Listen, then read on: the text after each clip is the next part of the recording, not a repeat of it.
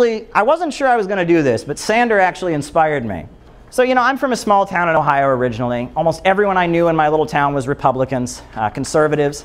And people there were very, very religious. And I've had a lot of people, when you ask them about socialism or communism, the first thing that they say is, oh, well, that's anti-God or that's anti-Christian. So I wanted to just reflect on that for a moment because, I grew up in a Christian church. I was baptized and confirmed. And when we were getting confirmed, interestingly, we took 2 years of classes. And the first year, we read the Bible.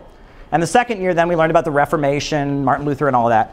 But interestingly, we read the Bible, but there's a couple verses that we missed. To the north and the south, this is one of the verses that we just missed for some reason. To the north and the south, I saw a sign proclaiming death to the weakling and wealth to the strong. Anyone ever heard that voice before? And there's another one that said, there is nothing wrong with being greedy, as it only means that he wants more than he already has. Envy and greed are the motivating forces of ambition, and without ambition, very little importance can be accomplished. Anyone ever heard that voice before? Or the last one, man is just another animal, sometimes better, but more often worse than those who walk on all fours. Four Bible verses, I guess you could call them. We never read them. And you know why we never read them in my Sunday school class in Ohio? Because they're not from the Christian Bible. Those are from the Satanic Bible written by Anton LaVey. But I do have here with me the actual Bible, and I'll read you what the actual Bible has to say on the issue of socialism. Go now, ye rich, and weep, and howl for your miseries that shall come upon you. Behold the hired laborers you have reaped in your fields, which you work for by a fraud.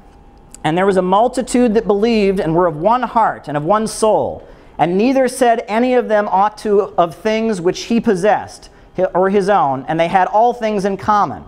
And neither among them was lacked, for as many possessors of lands and houses sold them, and brought the prices of the things that were sold. And distribution was made unto every man according to his need. Wow. Acts chapter 5. Yeah, and one more. He hath showed strength with his arm. He hath scattered the proud in the imagination of their hearts. He hath put the mighty down from their seats and exalted them of low degree. He hath filled them hungry with good things, and he has sent the rich away empty.